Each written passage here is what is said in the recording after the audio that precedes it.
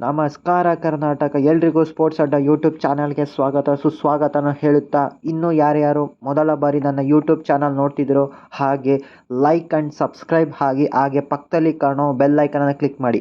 ಆಗ ನಾನು ಹಾಕೋ ಎಲ್ಲ ವಿಡಿಯೋಗಳು ನಿಮಗೆ ಪಟ್ಪಡ ಅಂತ ನೋಟಿಫಿಕೇಷನ್ ಬರುತ್ತೆ. ಹಾಗೆ ಇನ್ಸ್ಟಾಗ್ರಾಮ್ ಹಾಗೂ ಟೆಲಿಗ್ರಾಮ್ನಲ್ಲಿ ಫಾಲೋ ಮಾಡಿ ಅಂತ ಹೇಳ್ತಾ ನನ್ನ ಯೂಟ್ಯೂಬ್ ವಿಡಿಯೋನ ಸ್ಟಾರ್ಟ್ ಮಾಡ್ತಾ ಇದ್ದೀನಿ. ನನ್ನ ನ್ಯೂಸ್ ಬಂದು ಮೊನ್ನೆ ತಾನೇ ಟೀಮ್ ಇಂಡಿಯಾ ಅವರು ಫಸ್ಟ್ ಟೆಸ್ಟ್ನಲ್ಲಿ ಹೀನಾಯ ಸೋಲು ಕಂಡಿರೋದು ನಿಮಗೆ ಗೊತ್ತಿರೋ ವಿಷಯನೇ. ಆದರೆ ಈಗ ಅದು ವಿಷಯ ಅಲ್ಲ. ಮುಂಬರುವ ಎರಡನೆಯ ಟೆಸ್ಟ್ನಲ್ಲಿ ಆದರೂ ಸಹ ಗೆದ್ದು ಸೀರೀಸ್ನ ಸಮಬಲ ಮಾಡಿಕೊಳ್ಳಲೆಂದು ಟೀಮ್ ಇಂಡಿಯಾದವರು ಒಂದು ಬಿಗ್ ಮೂವ್ ಮಾಡಿದ್ದಾರೆ. ಅದು ಏನಪ್ಪ ಅಂತಂದರೆ, an uncapped player Avesh Khan had to join team India squad as a replacement of Mohammed Shami. ಇದು ನಿಜ.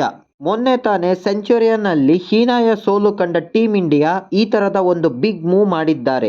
ಮೊಹಮ್ಮದ್ ಶಮಿ ಅವರು India versus South Africa series ಸ್ಟಾರ್ಟಿಂಗ್ನಲ್ಲಿಯೇ ಅವರು ಆ್ಯಂಕಲ್ ಇಂಜುರಿಯಿಂದ ಟೀಮ್ನಿಂದ ಹೊರ ಉಳಿದಿರೋದು ನಿಮಗೆ ಗೊತ್ತಾಗಿ ಅವರ ರಿಪ್ಲೇಸ್ಮೆಂಟ್ ಆಗಿ ಇಂಡಿಯಾದ ಫಾಸ್ಟ್ ಬೌಲರ್ ಆದಂತಹ ಆವಿಷ್ ಖಾನ್ನ ಟೀಮ್ಗೆ ಸೇರಿಸ್ಕೊಂಡಿದ್ದಾರೆ ಅಂತ ಅಫಿಷಿಯಲ್ ಆಗಿ ಟೀಮ್ ಇಂಡಿಯಾದ ಮ್ಯಾನೇಜ್ಮೆಂಟ್ ಅವರು ತಿಳಿಸಿದ್ದಾರೆ.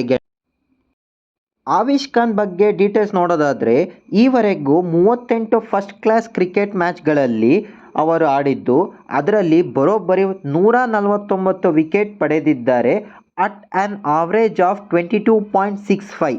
ಹಾಗೆ 7 ಬಾರಿ 5 ವಿಕೆಟ್ ಪಡೆಯುವ ಮೂಲಕ ಈ ಸಾಧನೆಯನ್ನು ಮಾಡಿದ್ದಾರೆ.